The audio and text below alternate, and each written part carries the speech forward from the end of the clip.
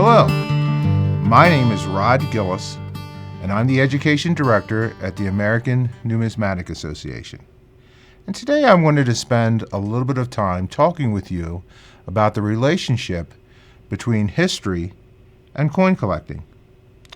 Off the top of my head, I can think of at least 3 reasons why people collect coins. Number one is that there are just a lot of collectors out there. It's in their DNA. They just like to collect things. Maybe they run across a coin that they haven't seen before in pocket change, or they've received a coin from a friend who's traveled to a different country, and they put it away in their drawer and hope to collect more. A second reason people collect coins is that they hope to turn a profit. There are people who buy and sell coins, and that's how they make their living.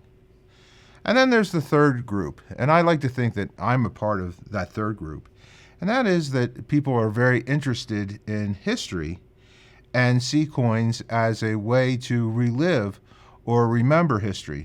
We like to think that coins are really primary historical objects that you can hold in your hand and learn about past dates.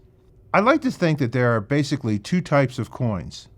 There are coins from long ago that were minted during a specific historical time. And then there are coins that their subject matter is history itself.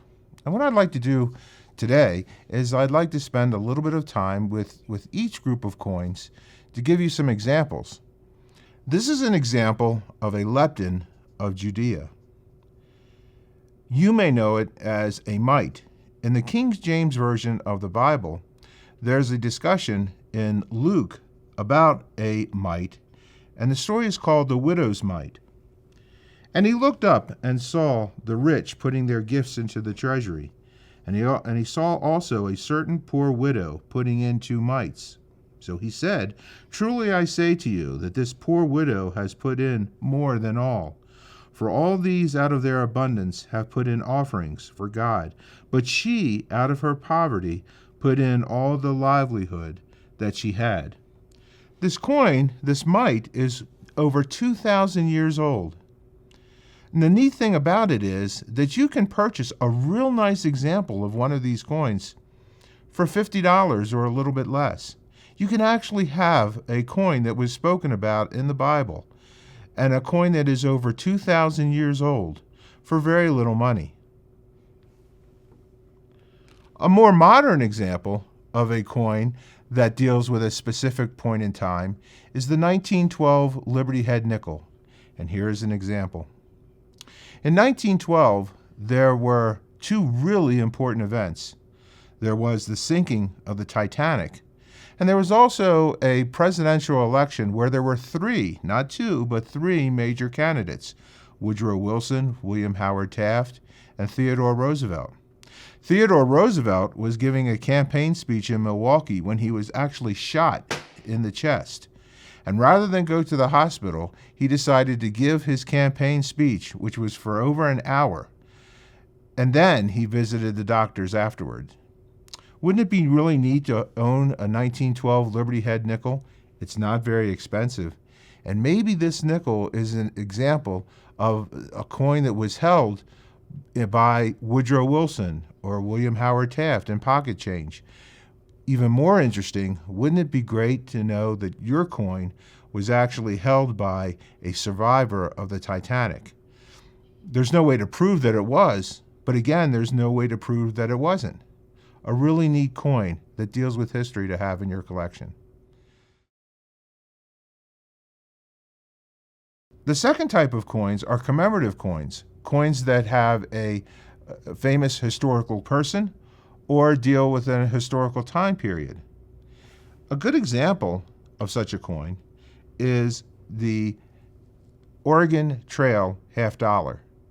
On the obverse of the Oregon Trail, you'll see a Native American, and on the reverse of the coin, you will see a Conestoga wagon and settlers who are traveling along the Oregon Trail.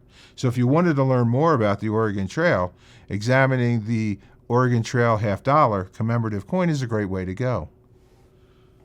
Not many women have appeared on United States coins. The very first woman to appear on a coin commemorated the Columbian Exposition that started in 1892. And what's interesting is that the very first woman to appear on a United States coin wasn't born in the United States. This is the Queen Isabella quarter. And if you wanted to learn more about Queen Isabella and her role with Columbus and the 1892 Columbian Exposition, this is a great coin to study and own. A final example that I have for you is this coin. This coin commemorates the very first African American to appear on the United States coin. And this is the Booker T. Washington half dollar. Booker T. Washington is famous as a professor at the Tuskegee Institute, and he was also the first African American to be invited to a state dinner at the White House. If you're interested in the relationship between history and coinage, I invite you to take a look at our commemorative coin page on the American Numismatic Association website. There's nothing else like it, and I promise you that you will enjoy it. Of course, the best way would be to come to the museum here in Colorado Springs. A little bit too far from you? Well, that's okay. If you take a look at our website, there are virtual exhibits that you will see, the major exhibits that have taken place recently here at the Money Museum for you to examine. I hope that you've learned a little bit about the relationship between history and coinage. This is Rod Gillis wishing you fun with your hobby.